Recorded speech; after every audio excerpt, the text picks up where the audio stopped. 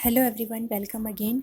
Last video में हमने phylogenetic tree को कंस्ट्रक्ट करने के जो दो मेथड थे, डिस्टेंस बेस्ड मेथड और अपना एक और मेथड था जो कि हमारा कैरेक्टर बेस्ड मेथड था। तो हमने उसमें से डिस्टेंस बेस्ड मेथड को स्टडी करना शुरू कर दिया था और उसकी मैंने बताई थी कि आपको 7 स्टेप होंगे, जिसमें से हमने 2 स्टेप को कवर कर लिया था। एक स्टेप था हमारे पास कि हम सीक्वेंसेस जो हमें डिफरेंट स्पीसीज़ की मिली हैं उनको हम अरेंज करते हैं, और फिर सेकंड जो स्टेप था हम उन स्पीसीज़ को कंपेयर करते हैं और उनका जो अनमैच नंबर होता है उसको हम एक बॉक्स के अंदर लिख देते हैं। तो अब हम थर्ड जो स्टेप है उसकी तरफ देखते हैं क्या है। स्टेप थर्ड में क्या है कि identify the sequences with the fewest differences between them in table and determine average difference between A and B and C and B. तो मतलब क्या है इस चीज़ का, देखो हमने जो अपना पीछे मतलब हमने वीडियो में कवर किया है कि हमारे जो अनमैच हैं उनको हमने एक मैचिंग बॉक्स में अपना लिख लिया है। तो हमने देखा था कि हमारा ए के साथ बी की जब हम कंपेयर कर रहे थे तो हमारे पास 9 ऐसे न्यूक्लियोटाइड बेसिस थे जो मैच नहीं हो रहे थे। जब हमने ए के साथ सी की तो हमारे 6 जो थे वो अनमैच नहीं थे, सॉरी 2 जो थे वो अनमैच नहीं थे। तो यहाँ पे अनमैचिंग से हमें क्या पता चल रहा है, देखो अगर ए के साथ 9 जो है वो न्यूक्लियोटाइड बेसिस मैच नहीं कर रही हैं, मतलब कि इतने मैच जो हैं वो डिफरेंट हैं, लेकिन सी के साथ हमने देखा कि हमारे सिर्फ 2 ही न्यूक्लियोटाइड बेस ऐसे हैं जो डिफरेंट है, बाकी सारे सेम थे। तो इसका मतलब ए जो है वो सी के साथ बहुत ज़्यादा क्लोज रिलेशन में है। फिर हमने और ऐसा हम अपने मैचिंग बॉक्स में से ढूंढेंगे कि हमारी ऐसी कौन सी मतलब कि सीक्वेंसेस का पेयर है, कौन सी ऐसे स्पीसीज़ का पेयर है जहाँ पर सबसे कम अनमैच पेयर आए हैं, मतलब जहाँ पे मैचिंग ज़्यादा है और अनमैचिंग कम है, क्योंकि हमने यहाँ पर तो अनमैचिंग सीक्वेंसेस लिखी हुई हैं सारी की सारी।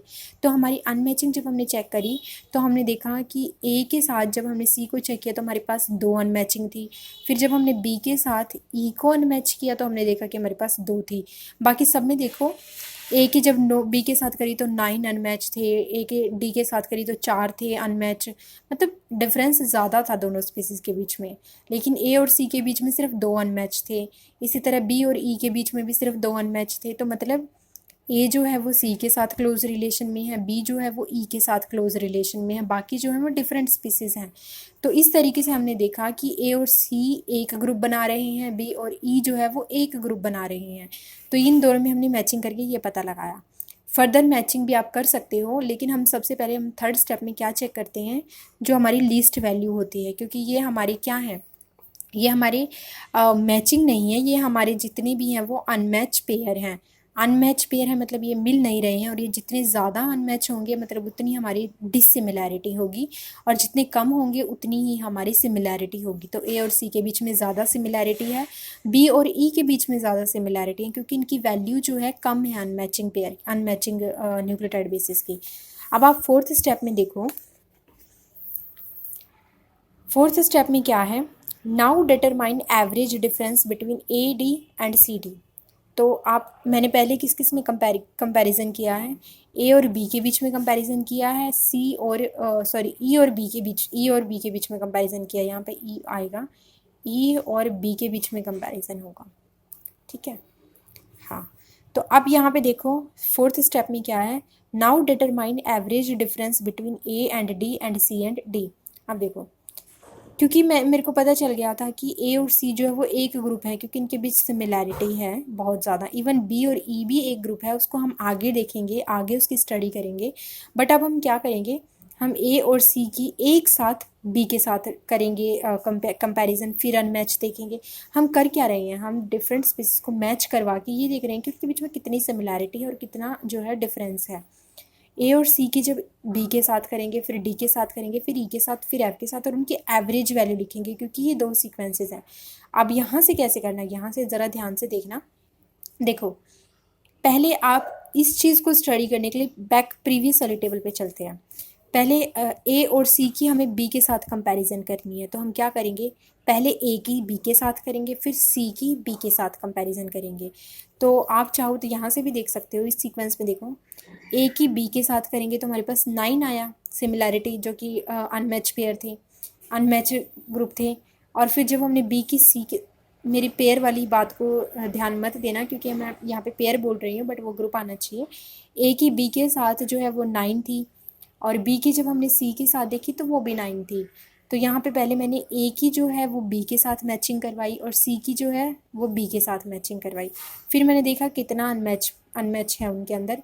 तो मैंने देखा कि ए की बी के साथ करते हैं तो 9 जो है वो न्यूक्लियोटाइड बेसिस जो है वो अनमैच हैं।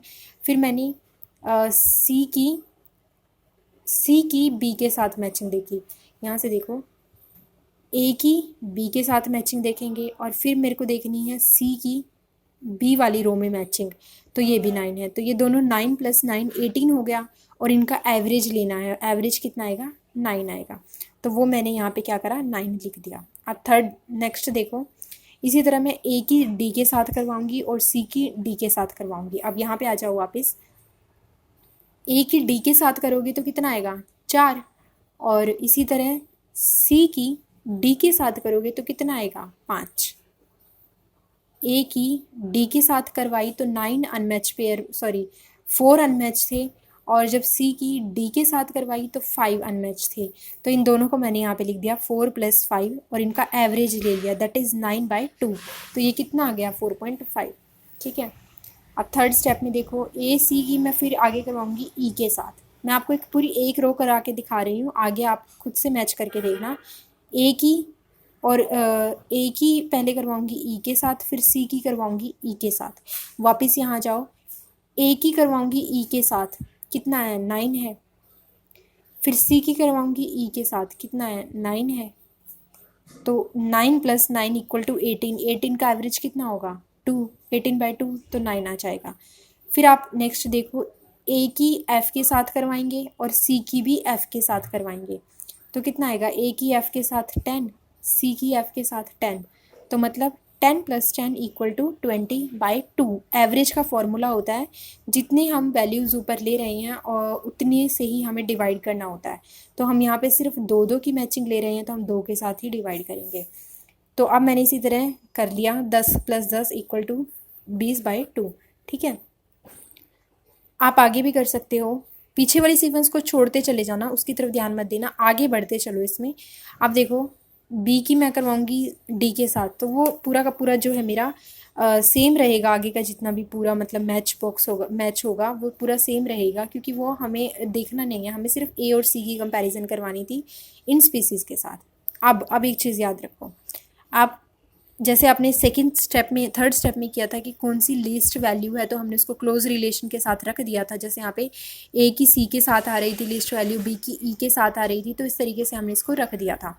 अब यहाँ पे देखो, ए सी एक ग्रुप बन चुका है। अब ये सबसे ज़्यादा सिमिलैरिटी इन चारों में से किसके साथ शो करेगा? तो आप फिर से क्या करोगे, एक लो नंबर ढूंढोगे, सिर्फ पहली सीक्वेंस में लो नंबर ढूंढोगे। तो यहाँ पे देखो आप इन सब में चारों में कौन से नंबर जो है वो सबसे लो है, तो 4.5 जो है वो सबसे लीस्ट वैल्यू है। तो ये लीस्ट वैल्यू है, मतलब हमारा ए सी के साथ कौन क्लोज है? डी क्लोज है सबसे ज़्यादा। ना तो बी क्लोज है ए के साथ, ए सी के साथ, ना ही ई क्लोज है और ना ही एफ क्लोज है, डी क्लोज है। तो आप अब यहाँ पे नेक्स्ट ग्रुप बना सकते हो। नेक्स्ट ग्रुप हमारा ए सी डी का आ सकता है, लेकिन उससे पहले एक चीज़ याद रखना कि मैंने सिर्फ ए और सी का ही मैच नहीं बनाया था, मैंने बी और ई का भी मैच बनाया था। तो अब आप क्या करोगे, ए सी को एज इट इज़ रहने दो, जो कि हमारा ऊपर वाले ग्रुप में आ चुका है। अब आप एक दूसरा स्टेप लो जिसमें हम बी ई को कंपैरिजन करेंगे। अब बी ई को कंपैरिजन कर रहे हैं तो हम दोनों तरफ क्या रखेंगे, जैसे मैंने यहाँ पे ए सी हॉरिजॉन्टल भी लिया था और वर्टिकल भी, इसी तरह मैं बी ई को कंपैरिजन करूँगी तो मैं बी ई को हॉरिजॉन्टल भी लूँगी और वर्टिकल भी लूँगी और हॉरिजॉन्टल भी लूँगी। तो अब मैं यहाँ पे कंपैरिजन करूँगी। अब देखो आप क्या करना है, सबसे पहले अब ये हो गई सीक्वेंस। अब देखो यहाँ पे जैसे हमने इसमें कंपैरिजन की थी ना, ए की बी के साथ, फिर सी की बी के साथ, फिर इसी तरह ए की डी के साथ, फिर सी की डी के साथ और उनका एवरेज लिया था, सेम आप यहाँ पे करोगे। ए की बी के साथ करो, यहाँ से चेक करो, ए की बी के साथ 9 है। ए की ई के साथ करो, ए की ई के साथ भी 9 है। चारों की लेना, सी की बी के साथ करो, सी की बी के साथ करनी है, मतलब सी की बी के साथ करोगे तो सी ये रही और बी ये रहा, सी की बी के साथ इस तरीके से, तो ये हो जाएगा हमारे पास 9। तो ये भी 9 आ गया, 3 बार हमारे पास 9 आ चुका है, ध्यान रखते रहना। अब मैं क्या करूँगी, सी की ई के साथ करूँगी। यहाँ पे देखो, सी की ई के साथ, ये भी 9 आया। तो मतलब मेरे पास चारों बार क्या आया, 9 आया। तो मेरे पास एवरेज क्या आ जाएगा, 9 + 9 + 9 + 9/4। तो ये मेरे पास आ जाएगा 9। तो इस तरीके से ये सीक्वेंस आ जाएगी। अब ए और सी की डी के साथ चेक करोगे तो वही सेम रहेगा 4.5। ए और सी की चेक करोगे एफ के साथ तो सेम रहेगा 10। ई हटा देना। ई किस क्यों हटाओगे, क्योंकि ई इस ग्रुप के साथ इंक्लूड हो चुका है। बी ई के साथ हम उसकी सिमिलैरिटी देख रहे हैं। बी ई के साथ कोई सिमिलैरिटी हम नहीं देख सकते। अब डी की डी के साथ भी हम चेक कर चुके, सॉरी बी ई की डी के साथ हमें चेक करनी है। तो वही चेक करो, बी की डी के साथ कितनी होगी, बी की डी के साथ है 6 और ई की डी के साथ कितनी है, ई की और डी के साथ चेक करनी है। डी के साथ ई की चेक करो 9, ये रही डी की ई के साथ है 9 और बी की ई के साथ है, सॉरी बी की डी के साथ चेक करनी है। बी की डी के साथ है 6 और ई की डी के साथ है 9। तो यहाँ पे आप चेक करो 9 + 6, सॉरी फ्रेंड्स वो थोड़ा ना इसमें इस वाली टेबल में प्रॉब्लम थी। मैंने क्या किया था, मैंने 6 को जो है ये वाली वैल्यू यहाँ पे लिख दी थी, जबकि मेरे को यहाँ पे 6 की वैल्यू नहीं लिखनी चाहिए थी, क्योंकि ए के साथ सी की मैं ऑलरेडी वैल्यू बना चुकी हूँ। तो यहाँ से सी जब हटा चुकी हूँ मैं, तो मेरे को यहाँ पे सी की वैल्यू भी हटा देनी चाहिए थी। तो मुझे यहाँ पे सिर्फ डी की वैल्यू लिखनी थी, दैट इज़ 6। तो डी और ई की वैल्यू भी 6 है और बी और ई की वैल्यू जब हमने चेक करी तो वो भी हमारे, सॉरी बी और डी की वैल्यू जब हमने चेक करी तो वो भी 6 है। यहाँ पे चेक करो, बी के साथ डी की सिमिलैरिटी जब हमने देखी, यानी कि यहाँ से चेक करो, बी की जब डी के साथ सिमिलैरिटी देखी तो 6 थी। और इसी तरह जब हमने ई की सिमिलैरिटी देखी डी के साथ, मतलब हमने ई की सिमिलैरिटी को ई की सिमिलैरिटी को देखना है डी के साथ, तो वो भी 6 है। यानी कि 6 + 6 = 12/2, बाकी सेम रहेगा, rest of all is same.